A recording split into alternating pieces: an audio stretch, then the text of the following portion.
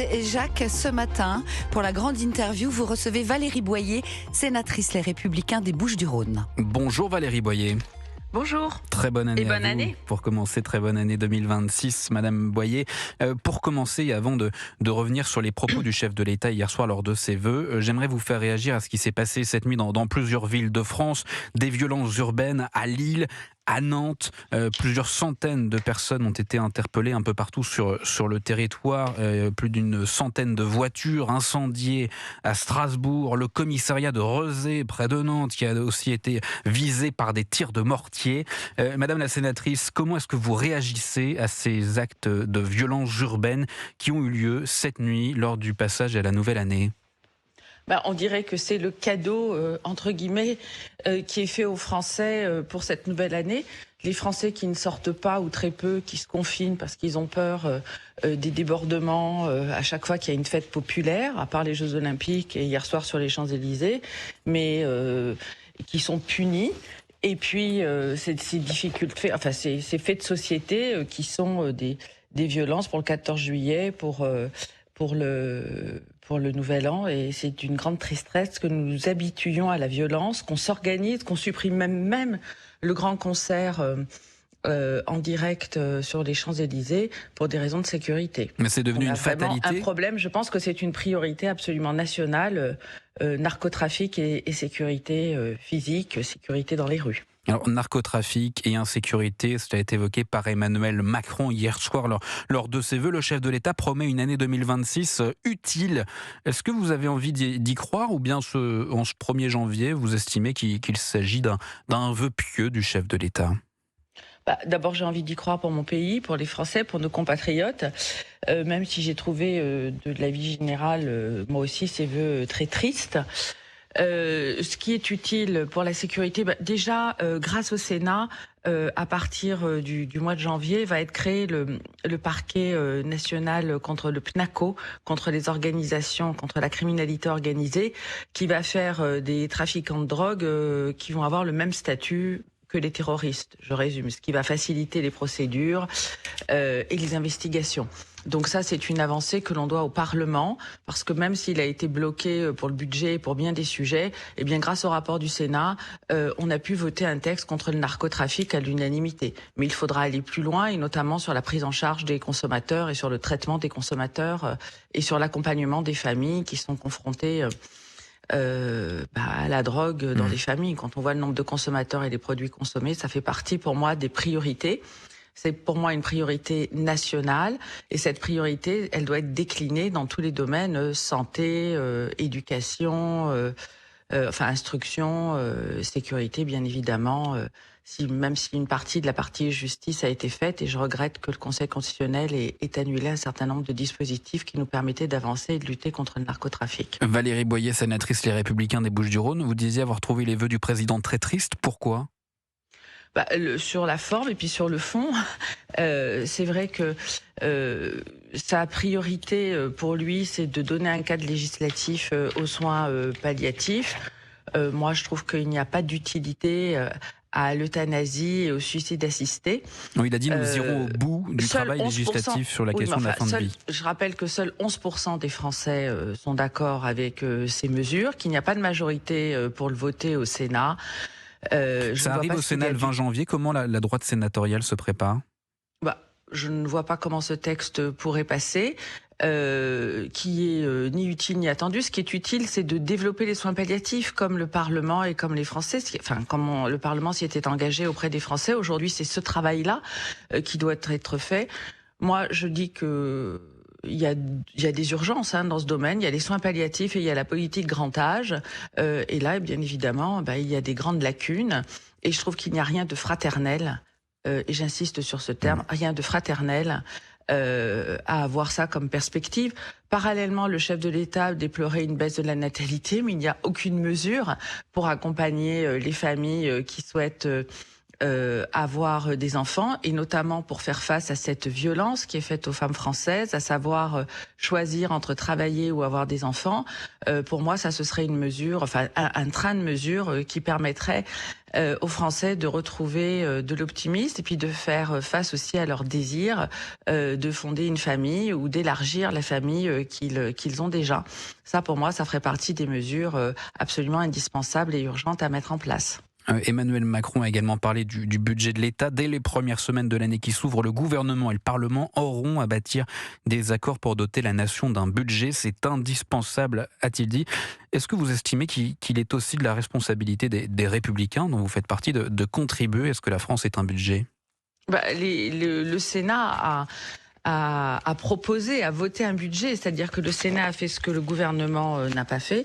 Il n'y a pas eu d'accord avec l'Assemblée. Oui, mais nous avons fait notre travail parlementaire en proposant un budget, et dans ce budget, nous avons dit que nous souhaitions faire des économies. Donc on a proposé un certain nombre de pistes qui ont été votées au Sénat. Maintenant, charge au gouvernement de choisir, et si il souhaite vraiment qu'on s'avance vers la baisse de la dette, vers des économies et vers des perspectives pour aussi baisser les impôts, faire en sorte que notre pays se porte mieux sur le plan économique, eh bien il a des outils législatifs, enfin des outils au Parlement qui lui permettent d'agir, comme le 49.3. Comme le 49.3. Vous y êtes favorable, vous, Madame Boyer, Valérie Boyer, sénatrice Les Républicains ? Si c'est pour faire passer un budget qui va dans le bon sens, oui, c'est au gouvernement de choisir. Le Parlement s'est prononcé sur, en tout cas le Sénat s'est prononcé sur un budget qui a été construit. Maintenant, c'est au gouvernement de prendre ses dispositions, et c'est ce que nous avons dit au gouvernement lors de la dernière séance du Parlement avant Noël. Mais qui dit 49.3 risque de motion de censure. Écoutez, nous verrons bien, mais de toute façon, il faut choisir, il faut proposer des perspectives aux Français. On peut pas s'en remettre. Le gouvernement, c'est l'article 20, il est là pour gouverner. Le Parlement, il fait des propositions. S'il y a un blocage, eh bien, c'est au gouvernement de décider. Vous savez, je pense que les Français, ils ont besoin d'autre chose que la perspective d'un texte sur l'euthanasie, et surtout ils ont besoin d'avancer, et puis nous devons faire des économies. On ne peut pas se contenter de voir notre dette augmenter dans tous les sens. Alors Emmanuel Macron veut avancer sur un tout autre sujet. Il soutient l'idée d'interdire les réseaux sociaux aux moins de 15 ans. Quelle est votre position à vous, Valérie Boyer ? Ça fait partie des conclusions que nous avions proposées au Sénat dans un rapport sur TikTok. Effectivement, je pense qu'on doit se poser la question à la fois sur l'exposition des mineurs sur les réseaux sociaux, sur leur interdiction, mais aussi sur la façon dont les réseaux sociaux sont utilisés dans l'éducation nationale. Moi, je serais favorable à ce qu'on fasse ça, mais que ce soit pas une mesure gadget, que ça fasse partie d'un grand plan pour la jeunesse autour de ces réseaux sociaux, et surtout des influences, parce que il a parlé des dangers pour la jeunesse, mais il a aussi parlé des influences et des ingérences des États différents de ceux de la France. Moi, je rappelle simplement que la Chine, par exemple, interdit ces réseaux sociaux à ses mineurs, mais il les diffuse très largement aux autres pays, parce qu'elle a très bien compris les dangers que ça pouvait représenter, à la fois pour les troubles de la concentration, de l'apprentissage, mais aussi des messages et de l'information qui est véhiculée. Valérie Boyer, sénatrice Les Républicains. Emmanuel Macron expliquait hier « Je serai jusqu'à la dernière seconde au travail ». Est-ce que vous écartez définitivement la question d'une démission du chef de l'État, d'une présidentielle anticipée ? C'est lui qui l'écarte. Au travail, vous ne lui mettrez pas la pression ? Moi, je pense que les institutions doivent fonctionner. Aujourd'hui, faisons déjà en sorte que chacun fasse le travail qui lui est assigné. Le gouvernement de gouverner, c'est-à-dire de choisir, de prendre des décisions politiques qui engagent. Ça me semble la plus grande urgence, de mettre en œuvre, par exemple, j'évoquais le narcotrafic, tout ce qui est autour du narcotrafic, de la sécurité. on avait espéré des référendums, et notamment un référendum sur l'immigration qui était nécessaire et qui est toujours aussi nécessaire, parce que vous avez vu que la situation de l'immigration, sujet qui a été effleuré lors des vœux du président de la République, est absolument indispensable. Le président de la République a aussi parlé des ingérences en évoquant la Russie, mais il n'a pas pensé à d'autres ingérences, comme par exemple celle de l'Algérie. Vis-à-vis de la France, qui criminalise la France et qui souhaite peser, mais c'est pas la seule, qui souhaite peser sur les élections dans notre pays. Donc il y a tout ça à mettre en place. Je pense qu'effectivement, si cette fin du deuxième quinquennat doit être utile, il y a un certain nombre de choses à mettre en place, dont il faut espérer qu'elle puisse être efficace.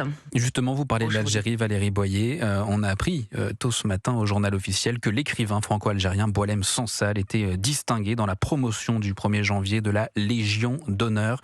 C'est une bonne nouvelle? Je trouve que c'est une excellente nouvelle pour Boualem Sansal, même si je regrette ce qui s'est passé pendant son incarcération. Moi, je déplore justement qu'on n'ait pas eu un mot pour Christophe Glaise, qui a passé Noël le jour de l'an dans les prisons algériennes et qui est otage du régime algérien aujourd'hui. Moi, je pense à lui, je pense aussi à nos compatriotes qui sont toujours retenus en Iran, même s'ils ne sont plus en prison. Donc, pour moi, ça fait partie des sujets qui sont majeurs et qui en disent long sur la place de la France et sa position dans le monde. Mais pour Boualem Sansal, je me réjouis pour lui, mais je crois qu'il est urgent qu'on revoie nos relations avec l'Algérie, que la méthode de Bruno Retailleau a été saluée récemment par Boualem Sansal et par bien d'autres, qui était celle de la fermeté. On a vu qu'elle pouvait porter ses fruits. Et donc, je forme des vœux pour 2026 qu'on ait des relations mûres, apaisées et enfin adultes avec l'Algérie, et que la France ne soit pas criminalisée comme elle l'est aujourd'hui, et surtout que nos concitoyens ne sont pas utilisés comme des otages avec des menaces vis-à-vis de notre pays. 63 ans après l'indépendance, c'est plus possible de continuer à avoir ce type de relation. Merci beaucoup Valérie Boyer, sénatrice Les Républicains des Bouches-du-Rhône.